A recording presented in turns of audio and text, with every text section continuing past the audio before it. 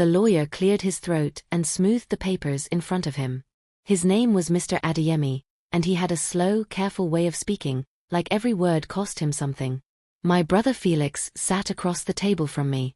He wore a pressed white kaftan and a small smile that had not left his face since we walked into the room. I had not seen that smile in months. Not since Mama got sick. Mr. Adeyemi adjusted his glasses and read Felix's statement aloud. The estate of the late Mrs. Ngozi Okafor belongs entirely to her son. In our culture, a daughter has no rightful claim to inheritance. This has always been the way. I felt the cold move from my hands up into my chest. The room was very quiet. My Aunt Chioma, who sat against the far wall, nodded slowly. My Uncle Emeka stared at the floor. Two cousins I had not spoken to in years looked at their phones. Nobody said a word. Felix turned to look at me. His smile widened. It was the kind of smile that expected no argument, the kind worn by a man who had already decided how the story would end. I held his gaze. Then I whispered, "Is that what Mama told you?" Felix laughed. Not a small, uncomfortable laugh. A loud, full laugh that filled the lawyer's office like he wanted the walls to hear him. "Adiz," he said, shaking his head. "You are being emotional. This is not the time for that." I kept my hands flat on the table. He leaned back in his chair. "If you need money, I will take care of you. You are my sister. I am not a wicked man." Mr. Adeyemi said nothing. He just shuffled his papers. That silence from the lawyer bothered me more than Felix's words. A professional man, trained in the law, sitting in a room while my brother told me I had no rights, and he simply shuffled his papers. Then my Aunt Chioma spoke up. She said Felix was right. She said Mama would have wanted this. She said I should be grateful my brother was even offering to look after me. My Uncle Emeka nodded without lifting his eyes from the floor. My cousins kept scrolling. I looked around the room at every face, one by one. And something clicked into place. A cold, quiet thing. Not quite understanding yet, but close enough to make my stomach drop. This was not a conversation that had just started. These people had been talking for a long time before today. Before this room. Before Mama was even buried. This was planned. Felix reached into the leather folder beside him and slid a document across the table toward me. "A family agreement," he said. "Signed and witnessed. Mama approved everything before she passed." I picked it up slowly. It was 3 pages, printed neatly, with a date from 6 weeks before Mama died. It listed the house in Enugu, the 2 plots of land, the savings accounts. Everything that Mama had spent 40 years building with her own hands. My name was not on a single line. I turned to the last page where the signature sat. It looked like Mama's handwriting. The curve of the N, the looping G. But something felt wrong. Mama always pressed hard when she signed things, hard enough to leave an indent on the page beneath. This signature was light. Almost careful. Like someone who had practiced it but not lived it. I set the document down. "I want a copy," I said. Felix's smile stayed in place, but his hand moved slightly toward the folder. Just slightly. He hesitated. It was only a second. Just 1 second. But I had known Felix for 38 years, and I knew what he looked like when he was calculating something. He was not confident. He was deciding. I kept my voice steady. "I want a copy of everything on this table." I could not sleep that night. I lay in the small guest room of Aunt Chioma's house, staring at the ceiling, and I let myself go back to the hospital. 3 weeks before Mama died. The room had smelled like antiseptic and the faint sweetness of the glucose drip. A small fan moved the air without cooling it. Mama's hands were thin by then. The skin loose around the knuckles. But her eyes were still sharp. Still fully hers. She had made me lean close. "Adiz," she whispered. Her voice was rough but clear. "Don't let anyone rewrite my voice when I'm gone." I told her I would not. She squeezed my hand. 3 slow squeezes, the way she used to when I was a child and she was telling me something important without saying it out loud. Then she closed her eyes. I had thought at the time that she was tired. That she was simply speaking the way sick people do, in warnings and feelings rather than facts. But lying in Aunt Chioma's guest room, staring at the ceiling, with Felix's document fresh in my mind and a forged signature sitting somewhere in a leather folder, I understood something different. Mama had known this was coming. She had not been tired. She had been warning me. The question that kept me awake was what exactly she had known, and how far back her worry had started. The next morning, I drove to Mama's house. It was the house I had grown up in. The one with the bougainvillea climbing the right side of the gate and the crack in the third step that Mama always said she would fix but never did. I knew every corner of it. I knew which window let in the most light in the morning and which door stuck in the rainy season. I parked outside and walked to the front door. My key did not turn. I tried again. Slower. The key slid in but caught. I stepped back and looked at the lock. It was new. Shiny metal with no age to it, still faintly bright in the morning sun. Changed recently. Within the last few days. Felix had changed the locks. I stood on the front step of the house I grew up in, holding a key that no longer worked, and I felt something move through me. Not just anger. Something older and harder than anger. I breathed once. Then I remembered the back gate. When we were teenagers, Felix and I used to sneak out at night. We had hidden a spare key to the back door behind a loose brick at the base of the garden wall. We had never told Mama. It was the one secret we had kept from her. Felix had clearly forgotten. The back door opened quietly. I stepped inside and stood still for a moment, listening. The house felt empty. It smelled like Mama still, that warm mixture of palm oil and the lavender soap she used. It almost undid me. I pressed my hand flat against the wall and breathed until the feeling passed. I moved through the kitchen, through the sitting room. Everything was in its place. The photograph of Mama at my university graduation still hung above the television. Her reading glasses sat folded on the side table beside her Bible, exactly where she always left them. Then I reached the study. Mama's study had always been her private place. A small room off the hallway where she kept her files and her records. She ran a fabric business for 30 years and she kept everything. Every receipt, every contract, every letter. Neat and dated and filed in labeled folders. The drawers were pulled open. The filing cabinet had been emptied. Papers that should have been stacked in careful order were scattered. Some had fallen to the floor. Others were simply gone. The whole room had the look of a search done in hurry, by someone who knew roughly what they were looking for but not exactly where it was. They had been thorough. But I could see they had not found what I was about to find. I checked under the desk first because I knew Mama. She had a habit with important things. When something truly mattered to her, she did not put it with other important things. She hid it somewhere ordinary. When I was 12, she hid my examination results under the kitchen mat because she was afraid of something happening to them before my father saw them. Under the study desk, taped to the flat underside with ordinary brown parcel tape, was a sealed white envelope. My name was written on it in Mama's handwriting. Pressed hard. The real way she wrote. My hands were not steady as I pulled it free. I sat on the floor of the empty study with Mama's lavender scent still in the room and I opened the envelope. The letter was 2 pages. Her handwriting was smaller than usual but very clear. The first line read, "If you are reading this, it means Felix moved faster than I expected." I pressed the letter against my chest for a long moment before I could continue. When I read on, she wrote that she had been watching him. That for the last year of her life, she had noticed small things. Money moving without her instruction. Phone calls he did not explain. Relatives who had suddenly become very close to Felix and very distant from her. She wrote, "There is more. Find it. I left something for you where you will think to look, not where they will think to look." I read the letter 3 more times.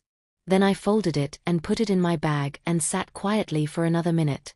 Mama had planned this. She was sick and frightened and she had still planned this, quietly without telling me, so that I would not worry and Felix would not suspect. She had always been the most careful person I knew. I left the house the way I came in. I drove back to my hotel, not Aunt Chioma's, a hotel, because I had decided the night before that Aunt Chioma's house was no longer a safe place for me to think. I sat on the bed and tried to understand what Mama meant by, where you will think to look. Then it came to me. When I was 22, I had gone with Mama to open a small savings account at First Heritage Bank on Ogui Road. It had been a teaching trip. She wanted me to understand how to manage money on my own. At the end of that visit, she had asked to speak with the branch manager privately. I waited outside. I never asked what the meeting was about. I called the bank the next morning. I gave Mama's full name and date of birth. The woman on the phone checked the records and then said there was a private safety deposit box registered to Mrs. Ngozi Okafor. She said the secondary access holder was listed as Miss Adiz Okafor. My name. Only mine. Felix arrived at the house that afternoon. I was still inside, back at the house. I had returned to photograph the study, the empty drawers, the scattered papers. Evidence was evidence, and I was thinking clearly now. I heard the gate, then the front door, then his footsteps. He walked into the study and stopped when he saw me. His face moved through several things very quickly. Surprise, anger, then something else. Something that tried to look like authority but sat too close to panic. "What are you doing in here?" he said. "You are stealing from this house." I held up my phone. "I am photographing the mess you left when you searched Mama's files." "You broke in." "I used a key." He opened his mouth and closed it. I continued slowly packing my bag, not rushing, not looking at him more than I needed to. "Adiz, I am warning you. Leave this matter alone. Mama is gone. There is nothing here for you to find." I pulled the strap of my bag over my shoulder. "I am going to the bank tomorrow," I said. Just that. Nothing extra. I walked past him toward the door. His face, in the half-second I saw it as I passed, had changed completely. The confidence from the lawyer's office was gone. This was different. This was a man who had just heard something that frightened him. I did not look back. That night, my phone rang at 10:30. It was Aunt Chioma. Her voice was softer than usual. Almost gentle, which made me more careful, not less. She told me she was calling because she cared about me. She said the family had been through enough grief with Mama's passing and that I was making things worse. She asked me to think about the bigger picture. To think about peace. Then she said, "Adiz, drop this matter. Let Felix handle things. He is the man of the family now." I asked her what she was afraid I would find. Silence on the line. Long enough to tell me everything. She said I was being stubborn. She said Mama would be disappointed. She said that fighting my brother would bring shame to our name. I told her good night and ended the call. I sat in the dark of my hotel room and thought about all the people in that lawyer's office. My aunt nodding. My uncle looking at the floor. 2 cousins who could not look up from their phones. They had all known. Every single one of them had known what Felix was planning, and they had come to that meeting not as witnesses but as support for him. That was the thing that kept circling back to me. Why were they so afraid of what I might find? Whatever was in that safety deposit box, it was clearly enough that an entire family had agreed to help cover it up. The next morning I arrived at First Heritage Bank on Ogui Road before they opened. I sat in my car and waited. I had Mama's death certificate, my own identification, and a copy of the bank's records from the phone call. I had also brought the letter from under the desk. I did not know if I would need it, but Mama had written it and I did not want to leave it anywhere I could not reach it. The box was small. A gray metal rectangle, the kind that holds papers without apology. The bank officer set it on the private table and left me alone. I lifted the lid. There were 3 things inside. The first was a set of legal documents. Land title documents. Account statements. Property certificates. Everything in Mama's name, original copies with official stamps. The second was a USB drive. Black, small, with a small piece of white tape on it. On the tape, in Mama's writing, were the words, "For Adiz. Watch alone first." The third was a will. I picked it up. My hands began to tremble when I saw the date. It was signed 8 weeks after the document Felix had shown me in the lawyer's office. Mama had made a second will. I read the will carefully. Twice. Everything was divided equally. The house in Enugu, the 2 plots of land at Abakpa, the savings accounts and the fixed deposit, the fabric business and everything it owned. Split down the middle between Felix and me. Equal. 50-50. In plain language that left no room for argument. The will was signed with Mama's real signature. I could tell because of the pressure. The way the pen had moved. I had seen her sign things my whole life. This was her. It was witnessed by 2 people whose names I did not recognize. I set it down and stared at the table for a long time. Felix had known this will existed. He had to have known. He had been in that house, searching that study, emptying those drawers. He had been looking for exactly this. The fact that he had moved so quickly after Mama's death, the locked doors, the rushed family meeting, the forged agreement, all of it made sense now. He had gambled that I would not know about this box. He had gambled that Mama had not left another path. He had been wrong. But what I did not yet understand was why he had risked it. He was not a stupid man. He was educated. He had a good job. He did not need this money the way a desperate person needs something. So why risk fraud this obvious? I went back to the hotel.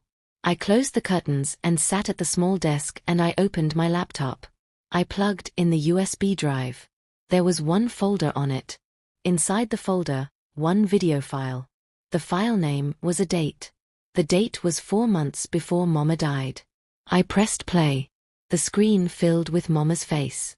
She was sitting in her study, at her own desk, in the chair I had seen 1,000 times. She was wearing her green house dress. She looked tired in the way she had looked that whole last year, a tired that lived behind her eyes and did not fully leave even when she was resting. But she was sitting up straight. Her voice, when she spoke, was clear and deliberate. She looked directly at the camera. She said, "My name is Mrs. Ngozi Okafor. I am recording this of my own free will, with a clear mind, on this date." She paused. Then she said, "If you are seeing this, it means someone is trying to steal from you. And that person is most likely the same one who has been trying to steal from me." I did not move. I did not breathe. I just watched my mother's face on that small screen and listened to every word she said. Mama spoke for 11 minutes. She did not cry. She did not raise her voice. She sat in her green house dress in her study chair and she told the truth with the calm of someone who has already made peace with a hard thing. She said that for the year before she made the recording, Felix had been putting pressure on her. That it had started small. Questions about the will. Suggestions about the land. Comments about how complicated things could get if she did not plan properly. She had not thought much of it at first. Then, as her illness got worse, the pressure increased. Felix had begun calling relatives, telling them she was confused, that she could not manage her finances.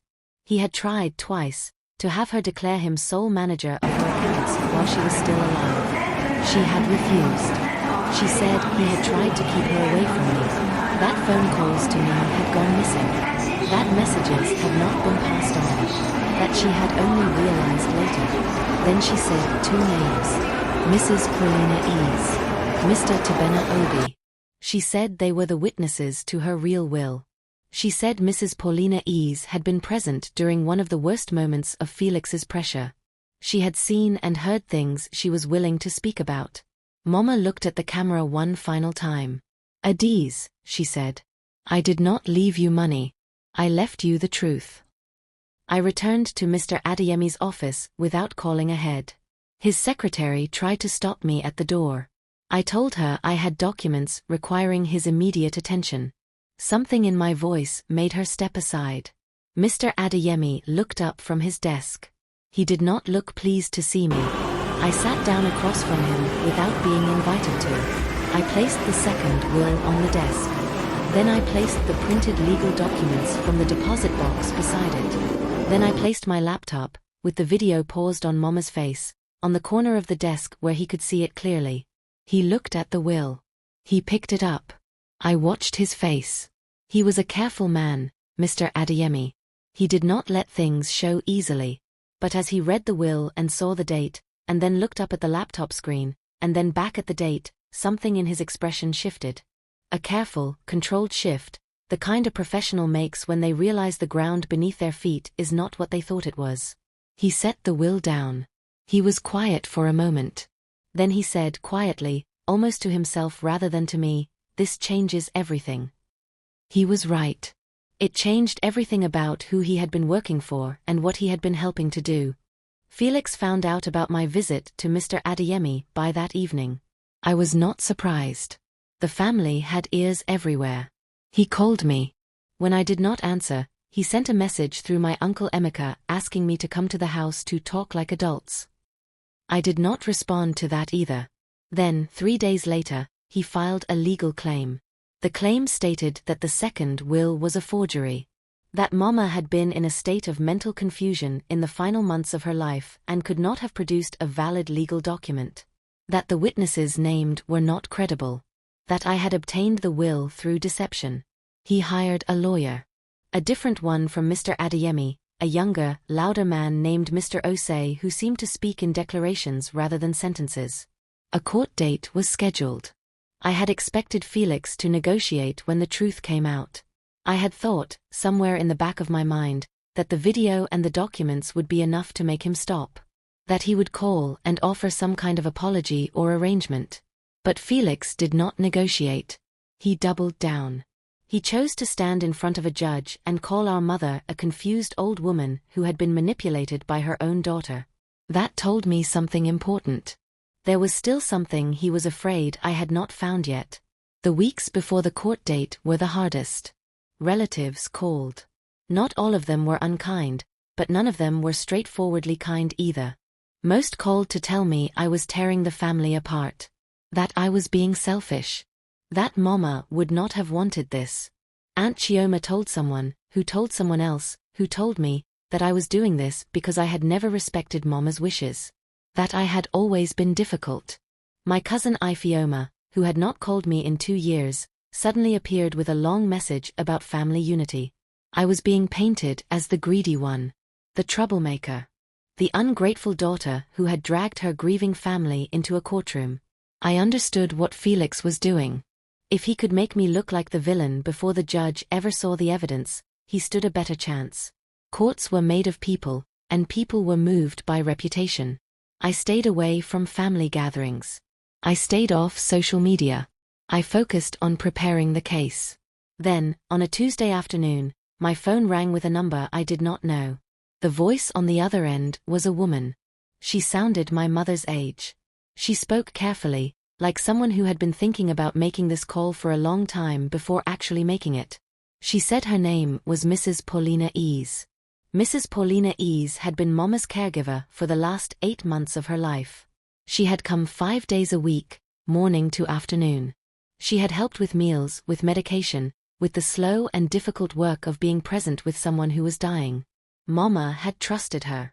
I had met her twice during my visits and liked her immediately, the way you sometimes know in the first 5 minutes that a person is solid.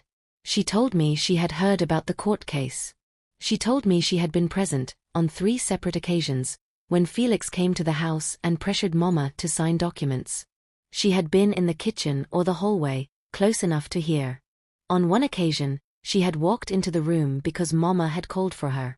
She said Mama had looked at her that day with eyes that said, "Remember this." And she had. She had gone home and written down the date and what she had seen. She had done this 3 times. The notes were in a small book she kept in her bedside drawer. She said she would testify if I needed her. I asked her why she had waited to call. She was quiet for a moment. She said, "I was afraid. But then I thought about your mother's face that day and I knew I could not stay quiet." I thanked her. I meant it completely. The courtroom was small and warm. Felix walked in with his lawyer and 2 of my uncles. He was wearing the same pressed white kaftan from the first day at Mr. Adeyemi's office. He sat at his table and arranged his papers and spoke quietly to Mr. Osei. Then he looked across at me and smiled. It was the same smile from the first day. The one that had already decided how the story ended. I held his gaze until he looked away. My lawyer, a woman named Mrs. Uchenna Bello, had reviewed everything. The second will. The deposit box documents. The video. Mrs. Paulina Ease's written notes. She was a short woman who did not waste words, and she had told me the night before that the case was strong, but that we should be prepared for Felix's team to attack Mama's mental state.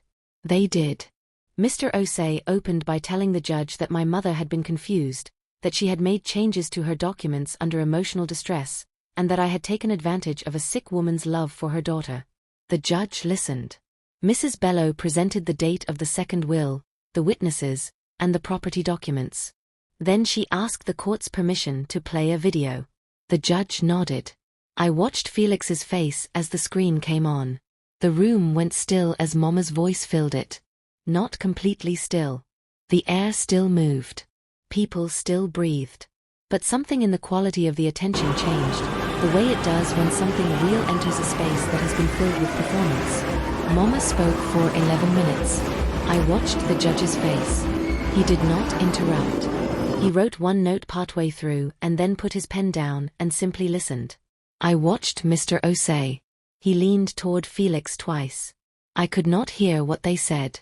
Felix gave a short answer each time and did not look at his lawyer. When the video ended, the judge looked at his notes. Then he looked up at Felix. He asked one question. He asked Felix to explain the date discrepancy. The document Felix had presented as a family agreement was signed 6 weeks before Mama died. The will from the deposit box was dated 8 weeks after that agreement. He asked Felix to explain why, if the family agreement had been made and accepted, their mother had then created a new will dividing everything equally. Felix opened his mouth. Mr. Osei leaned over quickly and said something. Felix closed his mouth. He had no answer. There was no answer. Because the only honest answer was the one nobody in his corner wanted him to say. Mrs. Paulina Ease took the stand the following morning. She was a small woman with a large, steady presence. She folded her hands in her lap and spoke clearly, without rushing, the way someone speaks when they are telling the plain truth and have no reason to dress it up. She described what she had seen, her visits, the documents. Felix's voice, which she said had been calm but pressing, the kind of calm that is not actually calm but is instead a warning dressed up as patience. She described the day Mama had called for her, how Mama had looked, what Felix had said when she walked in. She produced her notes. 3 entries. Dated. Written in the small, precise handwriting of someone who had decided that writing it down was the only power she had. Mr. Osei cross-examined her. He suggested she had been paid to testify. He suggested her memory was unreliable. He pointed out that she was not a family member and could not truly understand the nature of the relationship between Felix and their mother. She answered every question without losing her composure. When he sat down, the judge asked her one follow-up question of his own. He asked if at any point she believed Mrs. Ngozi Okafor had been confused or unable to make clear decisions. Mrs. Ease looked at the judge and said without hesitation, that woman was the sharpest person in every room she entered, right until the last week of her life. Felix's confidence, which had been draining slowly, cracked. The judge took 2 days. On the 3rd morning, we returned to court. The judge came in, sat, and read his ruling without preamble. The first will, the one Felix had presented as the family agreement, was found to be invalid. The signatures did not match verified samples from Mama's bank records and the notarization could not be confirmed. An investigation into how the document was produced would be referred to the appropriate authorities. The second will was found to be valid. It had been properly witnessed and dated and there was no credible evidence of coercion or confusion at the time of signing. In fact, the video evidence and witness testimony suggested the opposite, that Mama had been entirely clear about what she was doing and why. The estate would be divided equally. A separate referral was made to investigate potential fraud and financial manipulation, given the evidence about attempts to control the deceased's accounts during her lifetime. Felix sat very still. Mr. Osei gathered his papers with the careful movements of a man who had stopped hoping several hours ago. My uncle, who had come to watch, stood up and left before the judge had finished speaking. Felix turned slowly in his seat and looked at me. He had nothing in his eyes that I recognized. Not grief. Not shame. Just the flat look of a man who had bet everything on a story and watched the story end. Outside the courtroom, in the heat and the noise of the street, Felix found me. He walked up quickly and I turned to face him. Mrs. Bello was a few steps behind me. Felix glanced at her and then focused on me. His voice was low, tight. He said I had destroyed the family. He said Mama would be ashamed of what I had done. He said I had brought the law into something that should have stayed between us, that I had made us a public disgrace, that whatever I had gained was not worth what I had broken. He said all of this quietly, looking directly at me, like each word was a door he expected me to walk through into guilt. I let him finish. The street noise went on around us. A bus somewhere. Children. The ordinary sounds of a city that did not know or care what had just ended between my brother and me. I looked at Felix. 38 years of a brother. Mama's son and mine. The boy who had once helped me carry my school bag when I sprained my ankle at 11 years old. The man who had stood in a lawyer's office and told the world I had no rights. Both things were true. Both had always been true. I breathed. Then I spoke. I told Felix, quietly and without anger, that he had not destroyed us in that courtroom. He had destroyed us the moment he decided that my being a woman made me someone he could take from. I told him that for everything I had found in that bank box, the part that hurt most was not the forged signature or the empty drawers. It was the knowledge that he had spent the last year of Mama's life making her afraid. That a woman who deserved to die in peace had instead spent her final months hiding evidence and taping envelopes under desks because her son had taught her not to trust her own home. That was what he had done. Not to me. To her. I told him that when he was ready to speak honestly, not to negotiate and not to manage me, but honestly, I would listen. Until then, there was nothing for us to say. Felix stared at me. For the first time since Mama died, he looked like my brother again. Not the man in the kaftan with the practiced smile. Just Felix. Tired and smaller than he had seemed in weeks. He had no answer. Not an argument. Not a threat. Not a final word. He turned, and he walked away from me down that hot, ordinary street. He did not look back. He walked alone. 3 weeks after the ruling, I went back to Mama's house. Legally, it was mine to use as much as his now. I had a key, the real key, given by the court order, not the spare key from a teenage secret or a window I had found unlocked. I walked in through the front door. The bougainvillea on the gate was still there. The crack in the third step had not been fixed. The photograph above the television was still in place. Mama's reading glasses were still folded on the table beside her Bible. I sat in her study. The room was tidier now. I had come once before to reorganize the files that had been scattered, to replace what was still there in the correct order. It still felt like her room. Like if I sat very still and waited long enough, I might hear her footsteps in the hallway. I took out her letter. The one from under the desk. I read it again. All of it this time. At the end, in the final paragraph, she had written something I had not let myself sit with fully until now. She wrote, "You were always the one who would fight. I knew that from when you were small. I am sorry I could not protect you from this. But I knew you would not need me to." I folded the letter carefully. I did not feel angry anymore. I had felt angry for weeks. Long, useful anger that had kept me moving and thinking and finding. Now it was quiet. Mama had not left me money as the most important thing. She had left me the truth and the tools and a belief, written in her own pressed, deliberate handwriting, that I was someone who would know what to do with it. He thought a woman was useless. He forgot who had raised us both.